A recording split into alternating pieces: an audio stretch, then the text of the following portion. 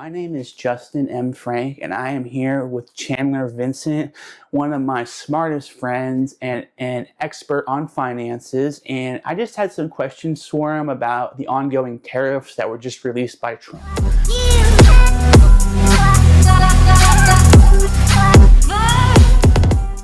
So Chandler, to start off with, can you just kind of characterize what these tariffs are and what Trump has done?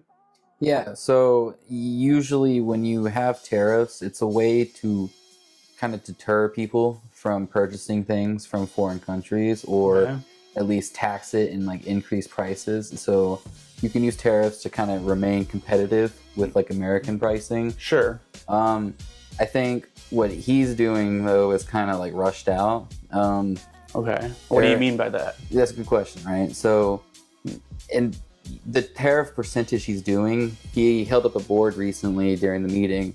Sure, and infamous board. Yeah, right. And like on the board, it was showing the reciprocal tariffs that they're doing, and that was really confusing. Yeah, the reciprocal tariffs they're talking about, like interest rate or like currency manipulation and all this stuff, and it's very complex types of finance like manipulation to increase trade benefits with certain types of countries, right? Mm-hmm. And you would think when they're going to make these tariff percentages that they're going to make it like they took a lot of time and research to figure out the exact tariff at their costs, like what they're actually charging us, right? Yeah. But what Trump's team did is more likely took the trade imbalance, or the trade basically a difference in the trade between the two countries, Mm-hmm. and they're considering that a tariff. Like they're basically whatever the percentage was in the difference of like what they're buying versus what we're selling. Sure. That is what the trade. That's what the trade deficit is, and that's what the tariff was. And so what he's doing now is basically increasing, well, probably one of the largest tax hikes on Americans ever. And Yeah. It's And why is it a tax hike? Why would you put it like that?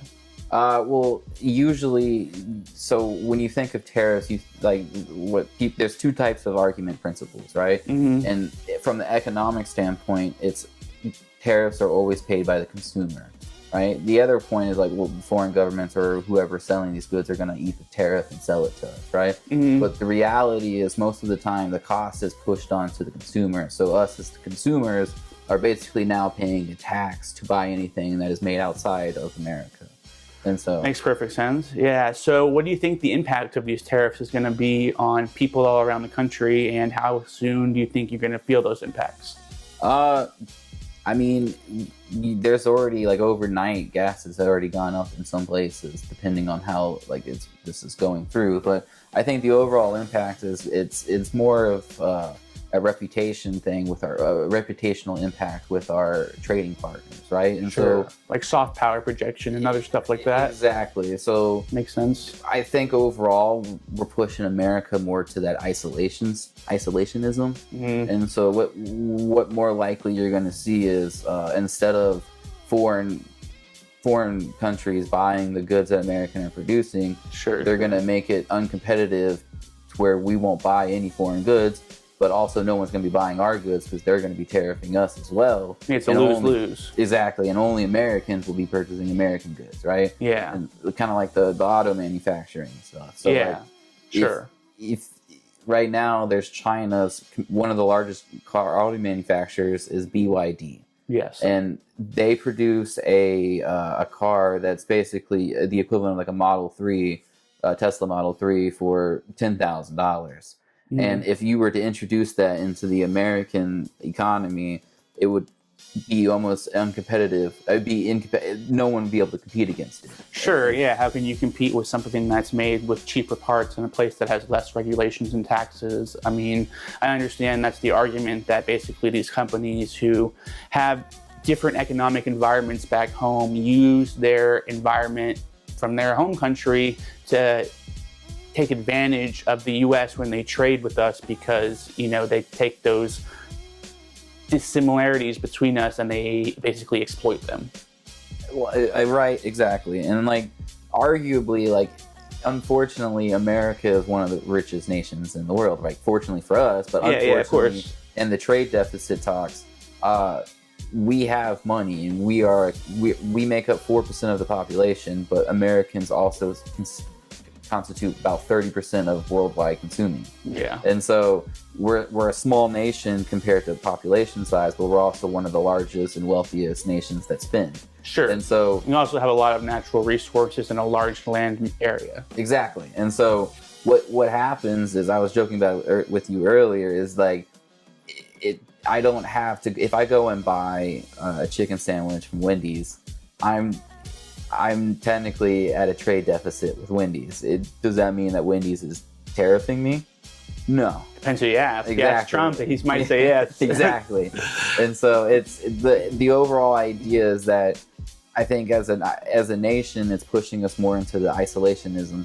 And we're going to see more of like Japan imperialism, even like North Korea. I guess the last thing I wanted to ask you while we were chatting and just having this discussion is that, do you see any way that this works out in our benefit, that there's some move that we're not seeing or something else that's going on that could make these tariffs make a little bit more sense?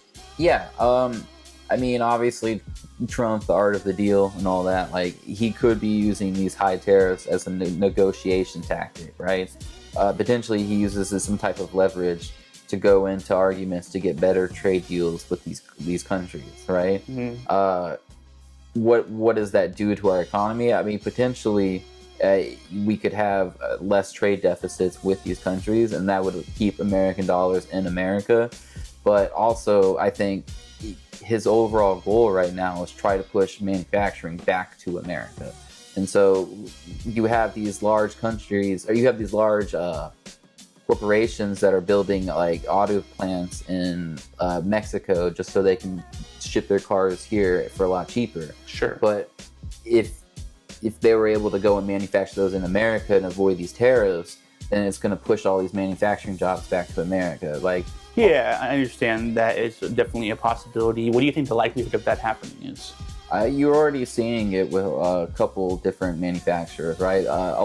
There's been large amount of corporations. Even Apple recently has announced that they're going to be investing billions of dollars back into building manufacturing in America, right? Yeah. The reality is these tariffs have kind of forced the companies to kind of get onto more building American-made products, right? Yeah. And like we were talking earlier about the brain drain, right? So these semiconducting like if you have a semiconductor company, their current philosophy is that if semiconductors in the sense of like CPUs, computer brains and stuff, like things like TSMC makes, exactly, right?